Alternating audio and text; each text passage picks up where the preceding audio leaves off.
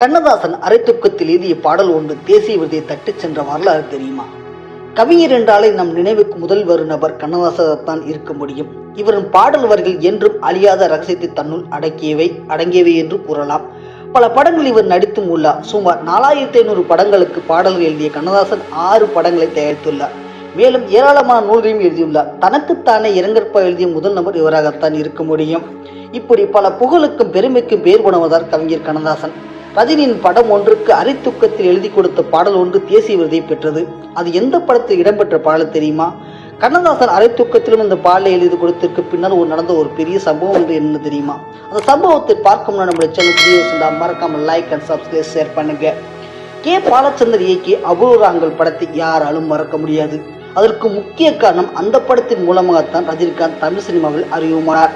அதே படத்தில் கமலஹாசன், ஸ்ரீதேவி, ஸ்ரீவித்யா ஆகியோர் நடித்திருப்பார்கள். இந்த படத்திற்கு MS விஸ்வநாதன் இசையமைத்திருப்பார். அபூர்வங்கள் படத்தின் ஷூட்டிங் பாட்டிலே கே பாலச்சந்தர், MS விஸ்வநாதன் இருவருக்கும் இடையே படத்தின் பாடலுக்கான கலந்துரையாடல் போய் கொண்டிருந்ததாம். அப்போது நடிகர் கமலஹாசனும் உடன் இருந்தாராம். அப்போது கே பாலச்சந்தர் பாடலுக்கான ஒத்தியை பார்த்து விடலாமே என்று கூற, உடனே MSV அதை நாளை வைத்துக் கொள்ளலாமே என்று கூறியுள்ளார். ஏன், என்ன காரணம் என்று பாலச்சந்தர் கேட்க, இல்ல கண்ணதாசனிடம் இருந்து இன்னும் பாடல் வரியில் வரவில்லை என்று கூறியுள்ளார் MSVயின். இந்த பதிலை கேட்ட உடனே பாலச்சந்தருக்கு மிகுந்த கோபமடைந்தார்.